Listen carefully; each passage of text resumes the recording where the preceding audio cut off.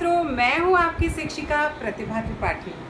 आज जब देश विकट परिस्थितियों से घिरा हुआ है और ज्ञान विज्ञान ने भी अपने पास ढीले कर लिए हैं, तो आप घर पर रहें, सुरक्षित रहें। और हम आपके लिए आपकी कक्षा से संबंधित पाठों की श्रृंखला को वीडियो के माध्यम से समझाने का प्रयास करें।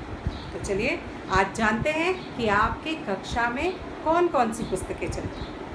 छात्रों, जिस प्रकार से कक्षा 9वीं में आपके पाठ्यक्रम में 2 पुस्तकें शामिल की गई थी, क्षितिज और कृतिका, ठीक उसी प्रकार से कक्षा 10 में भी आपके पाठ्यक्रम में 2 पुस्तकें शामिल की गई। पहली है क्षितिज भाग 2 और दूसरी है कृतिका भाग 2। पहली पुस्तक जो है क्षितिज भाग 2 के अंतर्गत गद्य खंड एवं पद्य खंड को शामिल किया गया। आज हम यहाँ पर पद्य खंड के पहले पाठ का अध्ययन करें। पहला पाठ जो सूरदास द्वारा लिखा गया है। वैसे तो हम सूरदास जी के बारे में कई बार पढ़ चुके हैं, कई उनके बाल काल का वर्णन पढ़ चुके हैं, कक्षा 6 में, 7 में, 8 में, मैया मोरी मैं नहीं माखन खायो। लेकिन यहाँ पर हम सूरदास के सूरसागर ग्रंथावली से भ्रमर गीत के कुछ पद को पढ़ेंगे। यहाँ पर भ्रमर गीत के कुछ पदों को संकलित किया गया है। भ्रमर मतलब होता है भंवरा, तो भंवरे के माध्यम से गोपियाँ क्या कह रही हैं उसको यहाँ पर चित्रित किया गया है। घटना उस समय की है जब श्री कृष्ण ब्रज से मथुरा चले आए थे, और जब वो मथुरा से जब मथुरा वो आ रहे थे, तब उन्होंने क्या कहा था कि मैं वहाँ का राजकाज देखने के बाद वापस मैं वृंदावन आ जाऊँ। काफ़ी समय बीत गया, वहाँ के लोग विरह वेदना से पीड़ित हो गए, भाव विफल हो गए, जोर जोर से कान्हा कान्हा की रट लगाने लगे, चिल्लाने लगे, दीवानों की तरह पागल हो गए। और ये आभास हो गया श्री कृष्ण को। एक दिन जब राजपाट संभालने के बाद श्री कृष्ण शयन कक्ष की ओर गए, तो उन्होंने खिड़की से देखा, तो क्या देखते हैं, उन्हें पूरा वृंदावन दिखाई देता है। और जब वो वृंदावन को देखते हैं तो उसमें उन्हें गोपियाँ, वहाँ के नगरवासी, वहाँ के लोग, नंद बाबा, सब कोई दिखाई पड़ते हैं। तब उनके ये समझ में आता है कि मुझे कुछ ना कुछ उपाय करना चाहिए। तो जो श्री कृष्ण के सखा थे उद्धव जी, प्रकांड ज्ञानी, उनको श्री कृष्ण ने इस योग्य समझा और उद्धव को बुला लिया। बुलाने के बाद उद्धव से बोले, हे उद्धव, तुम्हें तत्काल ही वृंदावन जाना पड़ेगा, तुम्हें तत्काल ही ब्रज को जाना पड़ेगा और वहाँ जा कर के वहाँ के लोगों को समझाना पड़ेगा। उद्धव ने तुरंत हाँ कर दिया और वहाँ से श्री कृष्ण का संदेश लेकर ब्रज पहुँच गए। जब वो ब्रज पहुँच गए तो उन्होंने देखा कि ब्रज की दशा तो बहुत ही खराब है।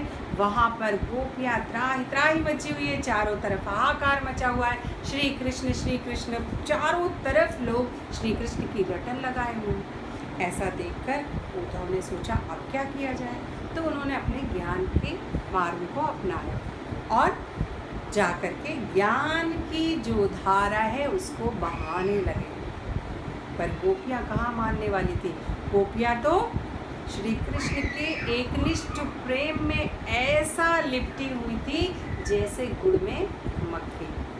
तो जो गोपियों और उद्धव के बीच का संवाद है, देखो, उद्धव गोपी संवाद, ये संवाद यहाँ पर प्रस्तुत किया गया। किस तरीके से उद्धव गोपियों को ज्ञान मार्ग की ओर ले जाने की चेष्टा करते हैं और किस तरीके से गोपियाँ उन्हें प्रेम के बारे में बताती हैं। वो प्रेम को ज़्यादा महत्व देती हैं, वो प्रेम मार्गी हैं और उद्धव ज्ञान मार्गी हैं।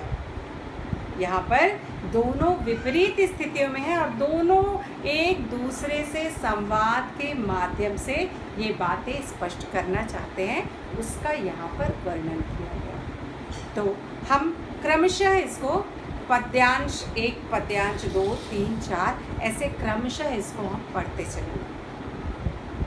ठीक है, तो आज हम शुरू करते हैं सूरदास जी का पहला पद, जो गोपियाँ उद्धव से शिकायत करती। गोपियाँ उद्धव के बारे में क्या कहती हैं वो यहाँ पर हम आपको बताते हैं। गोपियाँ क्या कहती हैं? गोपियाँ कहती हैं, उद्धव तुम हो अति बड़ भागी। क्या कहती हैं? गोपियाँ कहती हैं कि उद्धव तुम हो अति बड़ भागी, अपरस रहत स्नेह तगाते नाहिन मन अनुरागी। क्या कहती हैं? कहती हैं, हे उद्धव, जो श्री कृष्ण के पास रहेगा वो तो बहुत भाग्यवान रहेगा। तुम तो श्री कृष्ण के पास रहते हो, तुम तो इतने भाग्यशाली हो कि तुम्हें श्री कृष्ण का सानिध्य प्राप्त है, तुम तो श्री कृष्ण के साथ रहते हो। परंतु क्या अर्थ तुम्हारे बड़े भाग्य के होने से, जब तुम्हें श्री कृष्ण के सानिध्य में रहते हुए भी उनके प्रेम से वंचित होना पड़े। तुम तो उनके पास रहकर अपरस रहत स्नेह तगाते नाहिन मन अनुरागी, तुम तो उनके पास रहते हुए भी उनके प्रेम से वंचित हो, तो ये कैसा सौभाग्य है। बड़भागी भी कहा है, और दूसरी बात क्या कह रही है? दूसरी बात कह रही है कि तुम तो बड़े भाग्यशाली हो, कृष्ण के पास हो, और दूसरी चीज़ कह रही है कि तुम उनके पास रहकर भी उनके प्रेम से अछूते हो, तुमने उनके प्रेम को पाया नहीं है, तुम उनके प्रेम से परे हो, प्रेम से दूर हो। और क्या कहती हैं? और कहती हैं, पुरैन पात रहत जल भीतर। उनको उलाहना देती हैं। उलाहना क्या देती हैं? कहती हैं, पुरैन, पुरैन मतलब कमल, कमल, पात मतलब पत्ता। पुरैन पात, जिस प्रकार से कमल का पत्ता तालाब में रहने के बाद भी, जल भीतर, जल के भीतर रहने के बाद भी, पुरैन पात रहत जल भीतर, जो कमल का पत्ता है वो जल में रहने के बाद भी जल के स्पर्श को प्राप्त नहीं कर पाता। पुरैन पात रहत जल भीतर, तारस देह न दागी। वो पानी में रहता है, पत्ता कमल पानी में रहता है ना, पानी में रहता है, फिर भी उसको पानी का स्पर्श नहीं होता। तुम्हारा प्रेम ठीक वैसा ही है। तुम्हारा प्रेम श्री कृष्ण के प्रति कैसा है? ठीक वैसा ही है जैसे कमल का पत्ता पानी के स्पर्श को प्राप्त नहीं कर पाता। एक और उन्होंने उलाहना दी। क्या उलाहना दी?